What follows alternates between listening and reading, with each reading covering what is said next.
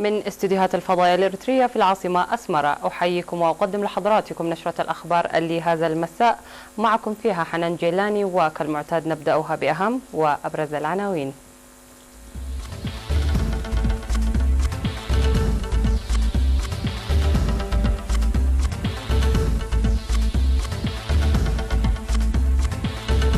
تصريح صحفي عن حظر السفر لأمريكا.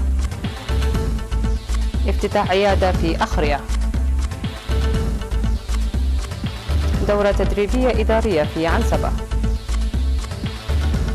بريطانيا تنفصل رسميا عن الاتحاد الأوروبي. ترامب يخفف القيود على استخدام الألقاب. وانهيار مفاجئ لسقف ملعب رياضي في روسيا.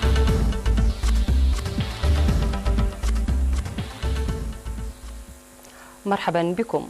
تصريح صحفي. وضعت الإدارة الأمريكية في القرار الذي أصدرته يوم الجمعة 31 من يناير 2020 إريتريا ضمن الجزء الثاني من الدول التي يمنع مواطنيها دخول الولايات المتحدة الأمريكية. لقد ظلت الحكومة الإريترية تعارض باستمرار في السنوات العشرين الماضية إجراءات بعض الدول منح حق اللجوء لأسباب خفية لتدمير الشعب الإريتري، استنزافه وإجراءات خاطئة أخرى. وقدمت عامي 2004 و2009 رفضها القانوني للإدارات الأمريكية التي اتبعت نهجا مماثلا. لهذا فإن البيان الحالي يبدو أنه لم ينطلق من هذه الاعتبارات، ورغم أنه لعوامل فنية قد يكون له أعذار، إلا أنه يهدف تمرير رسالة سلبية بذكر إريتريا خاصة دون أي مسببات. واعتبارا لذلك فإن الحكومة الإريترية تعرب عن بالغ استغرابها من هذا القرار لتعارضه مع سياسة الإدارة الأمريكية المعلنة لاتباع علاقة بناءة لتصحيح أخطاء الماضي. وزارة الإعلام أسمرة 2 فبراير 2020. افتتحت في 2 فبراير عيادة جديدة في ضاحية عبد النفاس بمديرية أخرية. وقالت مسؤولة المنطقة الشمالية الغربية في مكتب وزارة الصحة بالإقليم الأوسط الممرضة هيوات قبر خيدان في مراسم تدشين العيادة إن فتح عيادة عبد النفاس جزء من جهود تمكين المواطنين الحصول على الخدمات الصحية في دائرة 5 كيلومترات. وذكرت إن العيادات التي جهزت بالمعدات والدواء والكادر الصحي ستقدم خدمات رعاية الأمومة والطفولة والتطعيم والإنجاب الصحي للأسر والفحوصات الطبية للصغار والكبار والتحاليل الطوعية للدم وغيره من الخدمات. وأشارت مديرة مديرية أخرية السيدة ليا برخة آب أن العيادة ستسهل للمواطنين الذين كانوا ينتقلون لمسافة بعيدة للحصول على الخدمات الصحية، داعية الاستفادة الجيدة منها والعناية بها. وأعرب سكان عبد النفاس عن ارتياحهم لفتح العيادة خاصة للخدمات التي تقدمها للحوامل والأطفال. من جانبه أوضح مدير مكتب وزارة الصحة في الإقليم الأوسط الدكتور تسفاي سلمون أهمية العيادة لضمان صحة المجتمع، داعيا لدعمها لتقديم خدمات مثلى. وتوجد في المنطقة الشمالية الغربية لأسمرة 5 عيادات مع هذه العيادة.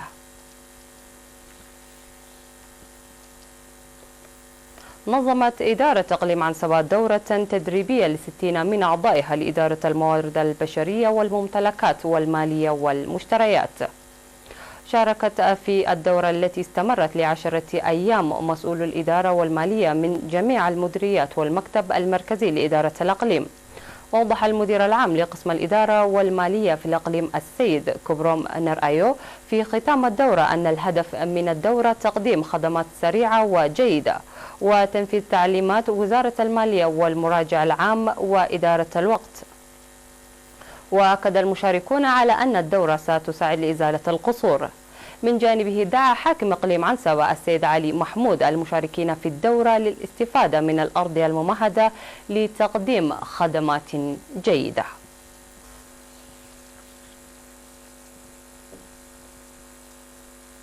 قدمت مدرسة أسمرة حفشاوي الثانوية الواقعة بحي باراديزو بمدينة أسمرة الجوائز لطلابها المحرزين النقاط العالية في امتحانات الوطنية للصف 12 في العام الدراسي 2018-2019.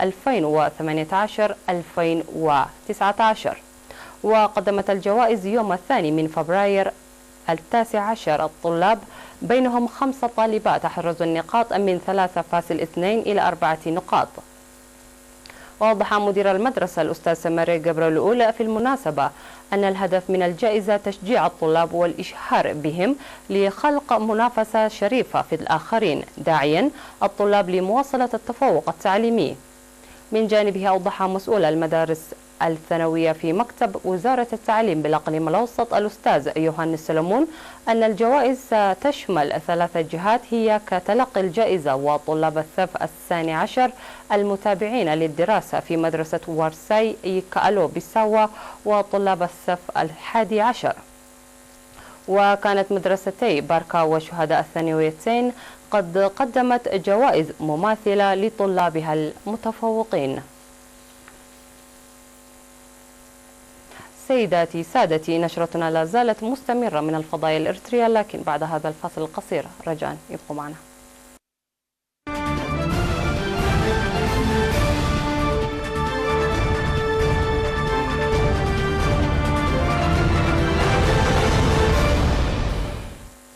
مرحبا بكم مجددا.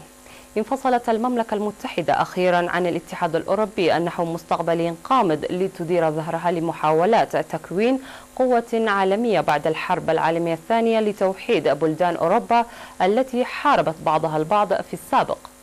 وخرجت المملكة المتحدة من الاتحاد في أكبر تحول جيوسياسي منذ خسارة إمبراطوريتها مترامية الأطراف منهية بذلك عضويتها التي امتدت 47 عاما، في خطوة وصفها رئيس الوزراء بوريس جونسون بأنها فجر لعهد جديد. وأمام البرلمان في لندن تبادل بريطانيون احتفالا باستعادة استقلالهم. وفي شمال إنجلترا المشكك في جدوى الاتحاد أطلقت الألعاب النارية، لكن في أدنبرة أضيئت الشموع حزنا على الانفصال مع حلم عودة اسكتلندا مستقلة يوما ما إلى الحضن الأوروبي. وبعد 3 سنوات ونصف السنة من التقلبات أصبح بريكسيت الذي أيده 52% من الناخبين البريطانيين في استفتاء 2016 واقعا. وبعد 47 عاما من المعمل الأوروبي خسر الاتحاد للمرة الأولى دولة عضو ومعها 66 مليون نسمة. وقد وعد رئيس الوزراء البريطاني بوريس جونسون في الأشهر الأخيرة بعصر ذهبي جديد لبلده، لكن ما زالت أمامه مهام كبيرة لجعل شعاره بريطانيا عالمية.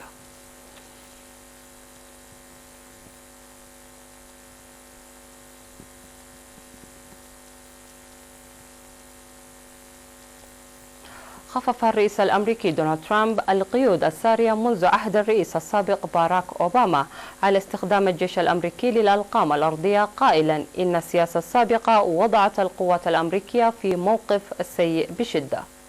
ولاقت الخطوة انتقادات من دعاة الحد من التسلح، كما تبرز استعداد الإدارة للانقلاب على السياسات التي وضعها سيلف ترامب الديمقراطي في مواجهة مخاوف بشأن الأخطار التي تمثلها تلك الأسلحة على المدنيين لفترات طويلة بعد انتهاء الصراعات.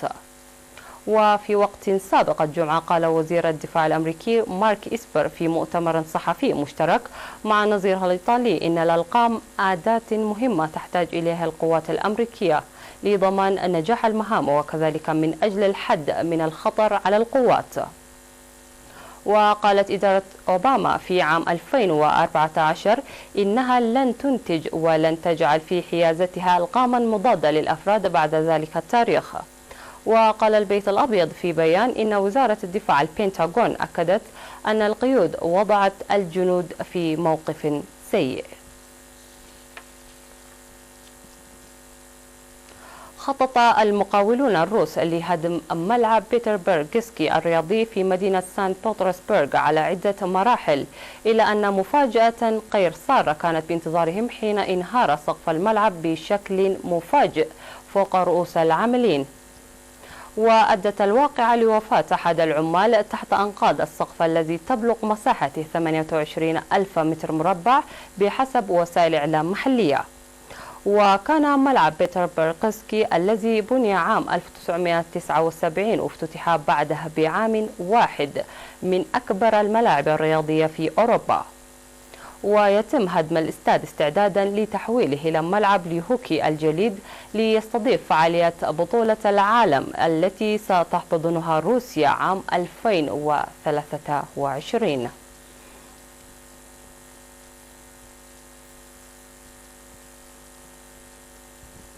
الخبر الأخير في هذه النشرة: أعلنت السلطات الأمريكية اكتشاف أطول نفق للتهريب بين الحدود الأمريكية والمكسيكية، ويبلغ طول النفق أكثر من كيلومترين ويقع على عمق 21 مترا تحت سطح الأرض، كما يبلغ عرضه أقل من متر وارتفاعه متر 1.6 متر. وقالت السلطات إن النفق الذي يربط بين مدينة تيوانا المكسيكية بمنطقة سان دياغو في ولاية كاليفورنيا الأمريكية تم استخدامه في المقام الأول لتهريب المخدرات بين البلدين. ووصف المحققون الأمريكيون التصميم الهندسي للنفق بالمتطور، حيث يتضمن وجود كهرباء ونظام للتحذير في حالات انخفاض معدلات نقص الأكسجين بالنفق. مشاهدينا الأعزاء، بهذا وصلنا وإياكم إلى نهاية نشرتنا الإخبارية لهذا المساء. نترككم مع باقي برامج الفضاء الإريترية في أمان الله ورعايته.